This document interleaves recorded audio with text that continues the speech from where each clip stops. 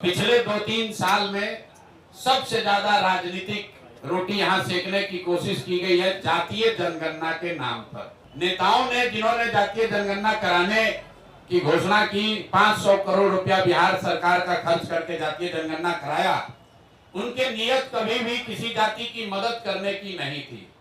वो इस जातीय उन्माद को फैलाकर फिर से समाज में राजनीतिक रोटी सेकना चाहते थे।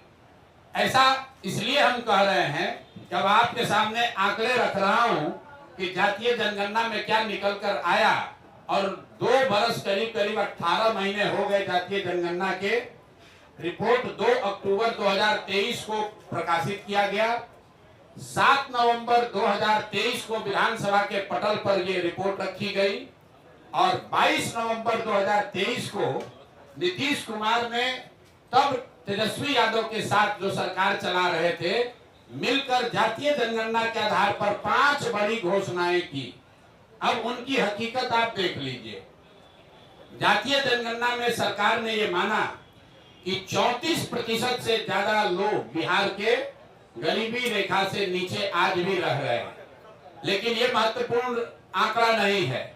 महत्वपूर्ण आंकड़ा ये है कि 30-35 साल से सामाजिक न्याय की राजनीति करने का दावा करने वाले लोग, इनके शासन के बाद भी जब जातीय जनगणना का रिपोर्ट आया उसमें बताया गया कि 5% से कम दलित और अति पिछड़ा समाज के 5% से कम लोग ही 12वीं क्लास पास करते हैं बिहार में। जिन लोगों ने रिपोर्ट बनवाया उन्होंने पढ़ा भी नहीं। सिर्फ 5% से भी कम दलित और अति पिछड़ा समाज के लोग 12वीं क्लास पढ़ते हैं। आरक्षण की लड़ाई लड़ने की बात करने वाले लोग 35 साल के बाद 0.93% अति पिछड़ा समाज के लोग आज सरकारी नौकरियों में हैं। 2 बरस पर इस पर कोई चर्चा नहीं हुई।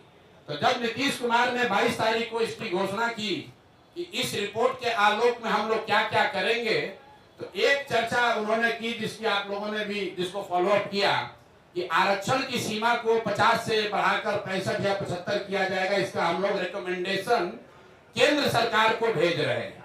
तो मैं अब पहला मांग ये कर रहा हूं नीतीश कुमार से कि भैया केंद्र में भी तुम्हारी सरकार है और राज्य में भी तुम्हारी सरकार है और सामाजिक न्याय के आप पुरोधा भी हैं।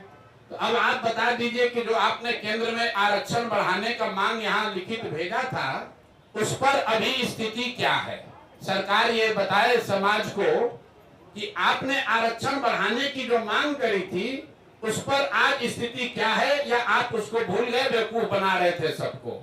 और तेजस्वी यादव भी बताएं कि विपक्ष के नेता होने के नाते